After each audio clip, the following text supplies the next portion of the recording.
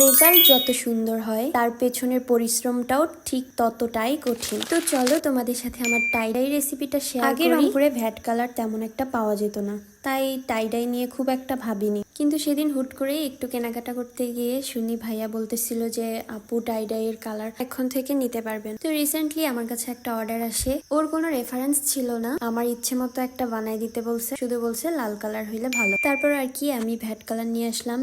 লাল colour আমি আগে বানাইনি, তাই নিজের জন্য বানানোর সিদ্ধান্ত নিলাম। মোট 8 গজ কাপড় নিয়েছিলাম, এগুলো হচ্ছে পিওর সুতি। টাইডাই এর মেইন পার্ট হচ্ছে বাঁধা, তুমি যেভাবে কাপড় বাঁধবে সেভাবেই ডিজাইন হবে। আমি যে ডিজাইন করতে চেয়েছিলাম সেটার জন্য পুরো কাপড়টাকে সুই দিয়ে সেলাই করতে হইতো, কাঁথা স্টিচ আর কি। কাপড়গুলোকে আমি 4 ভাঁজ করে নিয়েছি যাতে সেলাইটা একটু তাড়াতাড়ি হয়। অনেস্টলি এই পার্টটাই সবচেয়ে হার্ড ছিল, কাপড়ে সুই ঢোকাতে অনেক কষ্ট হচ্ছিল, কয়েকটা সুই ভেঙেও গেছে, আবার আমার হাতে অনেকবার সুই ফুটছে। যাই হোক, তবুও থামিনি, প্রায় 2 দিন লাগছে পুরা সেলাই শেষ করতে। শেষের দিনে খালামণি আমাকে অনেক হেল্প করছিল। আমরা অবশ্য মুভি দেখতে দেখতে সেলাই করতেছিলাম, তাই বোরিং কম লাগতেছিল। এরপর এলো আসল কাজ, চুলায় পানি গরম করে ফুটন্ত গরম পানি একটা বালতিতে নিলাম, তারপর একে একে মেডিসিন গুলা মিক্সড করলাম। এই স্টেপে অনেক কেয়ারফুল থাকতে হয় কারণ কেমিক্যাল রিয়াক্ট করতে পারে। তারপর আগে থেকে ভিজিয়ে রাখা কাপড়গুলো ডাই ওয়াটারে দিয়ে ভালোভাবে মিক্সড করলাম এবং 20 মিনিট ভিজিয়ে রাখলাম। 20 মিনিট পর কাপড়গুলো তুলে ঠান্ডা পানিতে 6 থেকে 7 বার ধুয়ে নিলাম। এরপর ভিনেগারের পানিতে আবারও 20 মিনিট ভিজিয়ে রাখলাম যাতে কালার ভালোভাবে সেট হয়। সবশেষে কাপড়ে পানি নিংড়ে স্টিচ গুলো খুলতে শুরু করলাম। সত্যি বলতে এই মোমেন্টটাই সবচেয়ে এক্সাইটিং ছিল।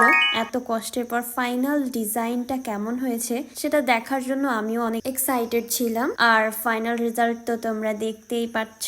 তো কেমন হয়েছে জানাতে ভুলো না। Thanks for watching. আল্লাহ।